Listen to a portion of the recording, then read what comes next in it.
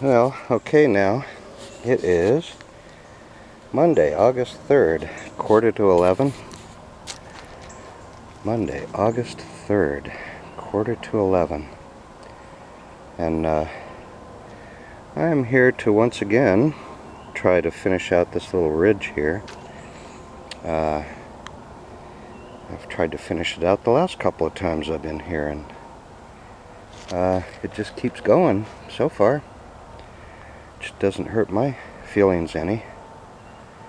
So I'm here to give it a couple hours.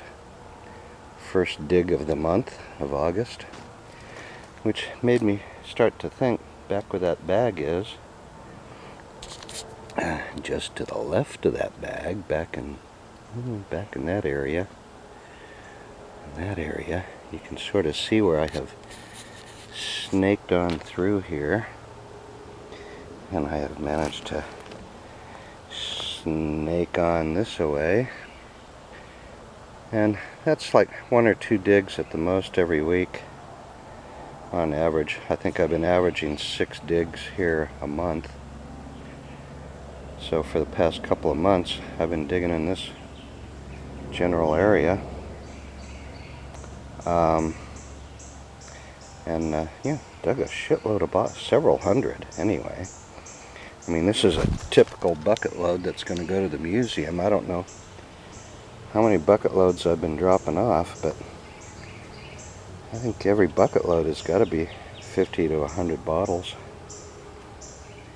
I've probably dropped off about a dozen. And I only started doing that a couple of months ago, so yeah, 500-600 bottles maybe, I don't know. I keep waiting for them to come out, waving their arms, going, "No more, stop, no more." I don't think they knew what they were getting into. Yeah, free bottles. Here you go. Anyway, enough gabbing. I'm going to start slinging dirt here. Wish me luck. And if I have any, you'll get to watch it right along with me. Yep.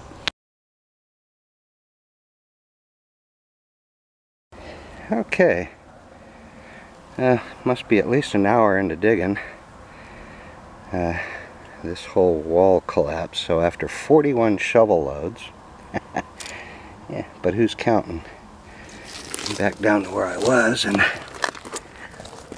a rare photo op. Most bottles in this part of the dump just come rolling out at me like this wants to do. And it's another 8-sided blank, I'm sure. I've dug up a couple of these guys, and every time they're blank. And they're cooler than crap. I mean, come on, people, emboss your damn bottles, will you? I mean, what's wrong with them? Timber. Bury not thy tools. First rule of archaeology. Yeah. Alright, apparently I'm not going to make the grade for Archaeologist of the Week. But who cares, right?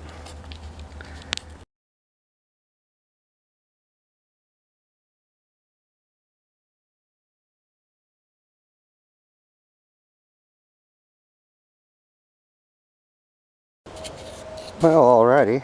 I'm not sure what time it is, or any of that, but I almost left. Must have been about 45 minutes ago. I was sure I had dug up my perfect Bowling Green hutch, till I realized, oh, I mean, it even has the same kind of slug plate. But no, Marshall. Oh, Marshall, Missouri. I assumed it was Marshall, Iowa. Oh boy, anybody know where Marshall, Missouri is? It looks to be in perfect condition. Can't be any more common than a Bowling Green hutch. In the book, they're listed as pretty damn common. And that being said, you know, I've dug more of those than anything else, but this is the first one from Marshall, Missouri. Probably down 2 miles outside of St. Louis. I dug up a rare, intact drinking glass. Might be a jelly jar, but it looks more like a little fancier than a jelly jar.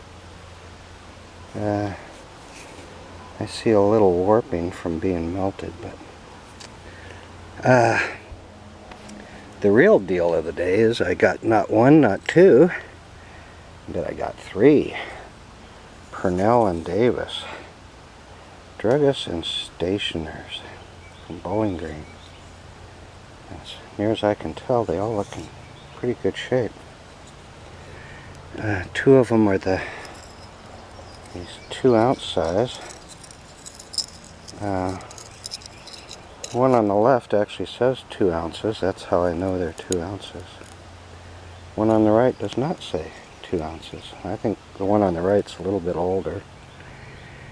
And then I got a third one that's a 1-ounce size. By deductive reasoning, because it's about half the size of the 2-ounce. Imagine that. Then I got a smattering of other things that are kind of cool. The coolest of the odd things, I didn't know what the hell this was. I kept looking at it, as I'm familiar with Nubro's herbicide. Kills the dandruff germ. I've just never seen this variation before with the fancy script. It's different. That's all I can say about it, is it's different. Would have really been different if it had been amber or cobalt blue or some crazy green color, but hey, I'll take it. Looks to be okay. In good shape. I got another amber, Carter's Cone Ink. One of these cobalt blue digestive things. I can't remember what they're called now. And Eddie and Eddie flavoring extract. Those are common. Gee, another Dr. King's new discovery. Although the last time I was here, I dug up a rare one. Most people probably wouldn't notice, but the harder to find ones say Chicago, Illinois on the right side instead of H.E. Buckland, and then Chicago on the left side being the commoner variation. But yeah, it's like I got 20 of the damn things regardless of how rare they are. Another easy metal polish. Again, I've never seen one before until I dug here. And it's got to be the biggest Doctor's black bag vial I've ever seen. A pepper sauce, only the second one I've seen out of this dump. Really not much more to speak of. A Wakefield's Blackberry Balsam.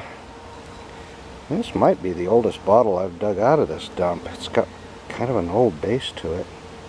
Not one of the numbered types.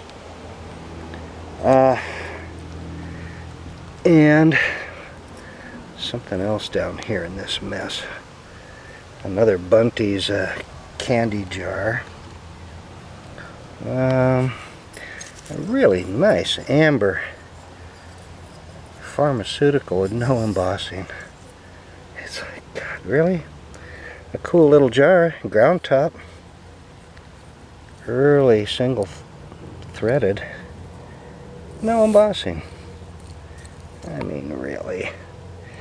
I got probably the newest Mrs. Winslow's Soothing Syrup. I didn't know what the hell it was.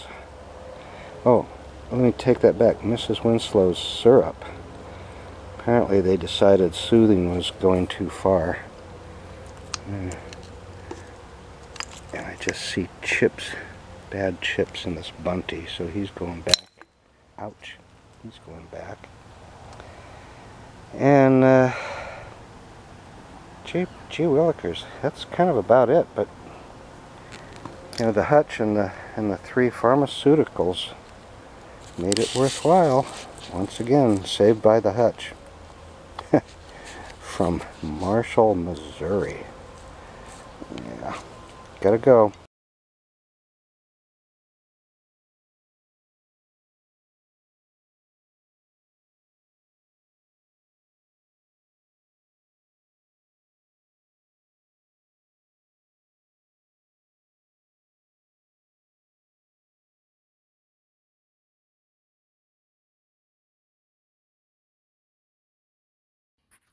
All right, well, following on the heels of that last dig, I was kind of picking up where I left off. I think I mistakenly called this another Carter's ink, but this one is actually a Sanford's ink. And it's just got a slightly different look to it, not too much, but it's still tooled, hand blown. Nice medium amber color, not too dark. And they can never be too light in my book. This was a surprise. It's one of the few machine-made bottles I dug out of this section of the dump. Mrs. Winslow's syrup. Like I mentioned in the video, apparently they were concerned about soothing being over the top. 1906 had come and gone by the time this was made, shutting down all kinds of quackery medicines for cure and claims that didn't hold up. So, interesting. I didn't even know they made machine-made versions. It's the first one I dug up. And then I think I dug up another one later. Marshall Bottling Works. I was so sure I had a local hutch. Oh no, And at first I thought it was from Marshallville or Marshalltown, Iowa or someplace I'd heard of, but I hadn't heard of Marshall, Missouri. Looked it up in the Hutch book directory, and it's considered scarce, which means there's more than 10 but fewer than 100, according to their little scale. So, those of you from Marshall, Missouri, which is a ways from here, would have a better idea on scarcity. And then I got 3 more smaller sized Purnell and Davis bottles. So I was starting to amass a fairly decent collection of an unknown Bowling Green Pharmacy bottle. That's always cool. Not only do you discover an unknown pharmacy, but you start collecting different sizes and slight variations. Some of them have the ounces on them, some don't. Some have just the Roman numeral numbers. Some don't. So that's always fun.